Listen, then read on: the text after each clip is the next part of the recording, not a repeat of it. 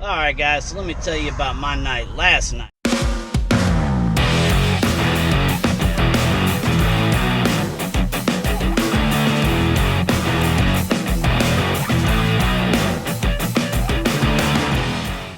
Your hustle gotta be strong in this industry, as in any other industry.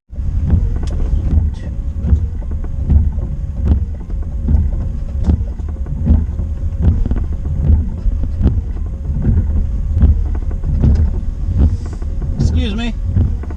Shipping and receiving right here? No, starts on the other side. For 200? I just seen a sign that says this way, building 2. What? Oh, okay. Yeah, I guess we got one on each side. It's down. You can go in that door and come around. Okay, alright, thank you. You're welcome.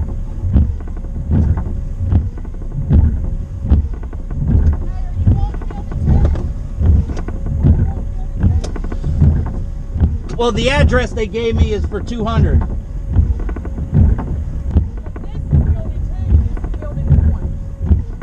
Okay, well, I was just reading the sign. I just need 200 True Form Way, or is that 200 or is this 200? Because I seen on the other side that sign that you got there at the end. On the other side it says 100. This one right here says 200. That building? That's what that sign's for? Okay. All right, appreciate it.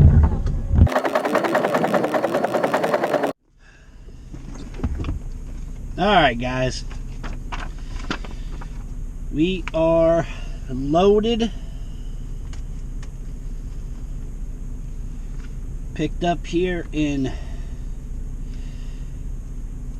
Tennessee, near Nashville, Tennessee. And we are going to Laredo. 1,059 miles to do by 10 o'clock tomorrow morning. That'll be no problem. 135 on the deadhead, 95 cents per mile. 4 pieces, $28.50 on the weight. So we are loaded up. No bunk. We will need it, I'm sure, because I'll get there late tonight and nobody will be open. So I'll be front seat sleeping tonight. So yeah, aside from that, let's get it.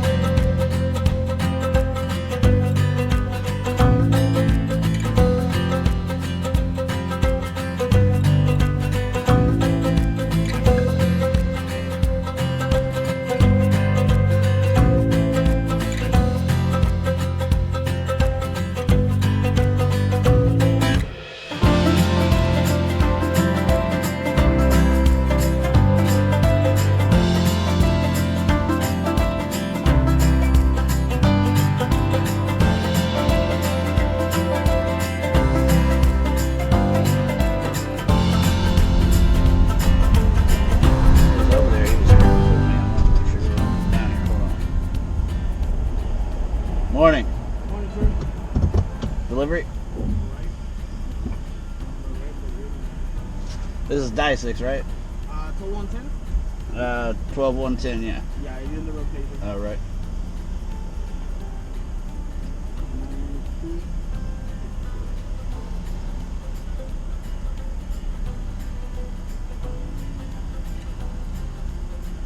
You know your driver license number? RT Hold on. RT 82404. 404? 404. 404? Yep. Your name, sir? Alan Paxton. ALLEN. LLEN. Last name is Paxton. PAXTON.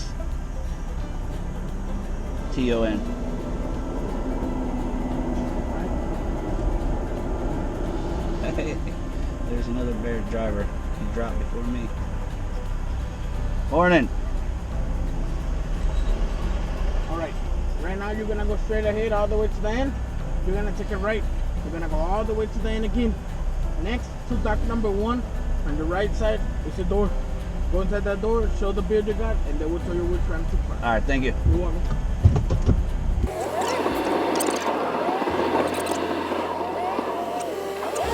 Alright guys, so let me tell you about my night last night, man. My goodness. Alright, so I took the load down to Laredo. I got into Laredo about, I think it was around 1:30 Central. Just as I was getting into Laredo, I get a call from my driver. Van's acting up. He's on a load from Laredo going to Michigan. He's right up in about Mount Pleasant, Texas. So, dealing with the van acting up, and mind you, I drove straight through yesterday. I got up and delivered that load over in Mississippi, and I delivered that. I was up at like 4:30 in the morning that morning Central, and I drove until, like I said, I got down here around 1:30, and then was dealing with that. I didn't have no bunk, so I went and got a cheap hotel room at the Red Roof. It was like $62, just so I could have somewhere to lay down for a minute. I didn't want to sit in the front seat for 7 hours. So, the van, it's in limp mode. The wrench light is coming on. Traction control light along with the hill assist light. And come to find out, the hill assist light and the traction control come on when the van is in limp mode. You know, my worst fear, anytime something goes on with one of these vans, you know, engine, transmission. Engine I wasn't too concerned with because that engine's fairly new. So I was worried about the transmission because that thing's got 538,000 miles and it's still the same transmission. But he's saying there's no like slippage or anything. He said he's pulling over, able to shut it down, turn it back on. The lights are gone. He can only get a few miles, get up to a certain speed, and then that wrench light comes back on along with the limp mode lights. So it's progressively getting worse. He's getting shorter and shorter distances between it doing that. And mind you, again, this is 1:30, 2 o'clock in the morning. There's no shops open at that time. So we decide to, I'm at the border checkpoint, hold on.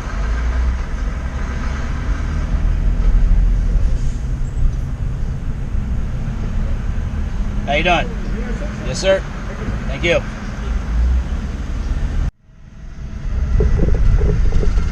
So it's getting progressively worse. There's enough time still in the load that if it's not a major problem, go to a garage first thing in the morning and get it taken care of, and then get back on the road if it's nothing major. And he was just north of Mount Pleasant. It was actually New Boston is where he was. Mount Pleasant was where I stopped at that Ford dealership, Elliott Ford, with the misfire issue a few days ago. So have AAA go grab them, take them to the Ford dealership is where we're initially going to have the van towed to. Now mind you, all these calls for AAA and figuring out what we're doing is at like 2 o'clock, 1:30, 2 o'clock, somewhere in that range. So he limps it to a pilot, get AAA called, call into dispatch, let them know what's going on, you know, and told them that, you know, what the plan is that, you know, first thing in the morning, be there, get the van looked at, and see where we're at from there. See if we have to offload it or anything. So, driver's waiting for the tow truck. We're at like 4 o'clock, 4:30, 5 o'clock. Now, mind you, I'm staying awake through all this. I like nodded off a couple of times. AAA called twice. The tow truck company called once. Dispatch called. So I didn't get no sleep. I'm trying to make sure everything's taken care of. And so it's about 5:30. Tow truck's supposed to be there any minute now. Well, dispatch calls and the customer wants to just have the van towed to a cross dock, because they have a cross dock right there in Mount Pleasant. Get it offloaded and onto another van. Now, mind you, again, this was set at like 5:30. That didn't get offloaded to that van at that cross dock until about 9 a.m. Now, I think it was actually 9:30. It was 9:30 a.m. when he got empty, when he finally got that load off and put onto the other van, you know, that came in to rescue the load. And on a side note, does this count as me having a load rescued? I wasn't driving. Does it count? I don't want that bad mark, man. I don't want it. But anyhow, so the irritating part about that is that could have been into the dealership and got looked at before their driver was even in town to to pick that load up. Now, mind you, I know they had to put everything in process. I get it. I get why they did it. It was just a little irritating that it had to get done that way, because the problem, get it into Ford, he gets over there about 9:40, 9:45. They get it in about 45 minutes. They look at it. It's coming up as 3 different codes. There was a catalyst deficiency code. I knew about that one. I've got the catalytic converters under warranty, so on the next downtime with that van, going to get the catalytic converters replaced on it. Second code was a air filter restriction, like there's something blocking it. And then the third code was the throttle body. It came up as like a throttle accelerator. I can't remember exactly what they called it, but basically it was a throttle body is the third code. So get it in. They verify everything. I talked to them. They're going to verify that it's a throttle body. They said they checked the air filter. They said usually when that code comes up about an air filter restriction, it's usually because water got into the air cleaner and the filter got wet. But he said the filter didn't look wet in any way and didn't look dirty, so he doesn't understand. Oh wait, there was another code. It was actually a 4th code. There was a hot temperature code. Like it had ran hot, but the driver said it never overheated, it never ran warm, nothing. So not sure if that could have been triggered due to one of the other codes. But yeah, so they did some more diagnostic and everything, and figured throttle body's the problem. So that's what we ended up getting done. We got the throttle body replaced there at Elliott Ford, and that got done, I think it's been about an hour and a half now. So it's 2 o'clock Central. So it was about 12:30, 1 o'clock, somewhere in that range that it was done. Which, if the load would have stayed on there still would have been time to make the load, deliver it. But again, I understand why they do it. It sucks because you hate to lose money, especially on a big run like that. He still had like 1,000 miles left on that run. I haven't been made aware of any charges yet for a cross dock. I'm going to check into that to verify whether or not there's any kind of charges going to be incurred on my behalf for having to use a cross dock. But it only took them like an hour and a half to change out the throttle body. Throttle bodies on these things are known to be an issue, but well, I think it's the first. If it's It's not the first, it's the second throttle body on that thing, but I think it's the first. I haven't done one on this one, knock on wood. And as I said, that van's got like 530-some thousand miles on it. But it cost roughly like $430, I think is what it came to, $435 and some change. Again, man, I can't say enough good things about that Elliott Ford there in Mount Pleasant, Texas. I think I've been extremely lucky with dealerships when I've had to use them out here on the road, because I've been able to get in the same day that I've had the issue. I mean, yeah, and most of the times that it's actually pretty much every time it's happened has been out west. A few times here in Texas and a couple of times out in Arizona. So I don't know if it's just an out west thing or what it is, but yeah, Elliott Ford, again, you know, solid prices, quick work. Again, he was in there and checked in at about 9:45 this morning and out of there by about 1 o'clock. And for just coming in same day, I mean, you can't beat that. So yeah, it was an eventful night. I didn't get a ton of sleep. I just nodded off a few times, and now I'm currently on a run to Louisville, Kentucky. Forgot to mention, so after I dropped my load, actually, you know, I got the hotel last night. When I got up, I initially had my alarm clock set for like 8:30. I had a 10 o'clock delivery time. I ended up getting up out of there about 8 o'clock. I went straight to the laundromat, dropped my clothes off there to my drop point, delivered this morning, left the delivery location, went to AutoZone to get the check engine light checked out, which is a 40DB4 something to that effect. That's a crankcase position sensor. And then went over to the Walmart for a second. Was gonna chill out there in the parking lot, and you know, I was like, I need some sleep.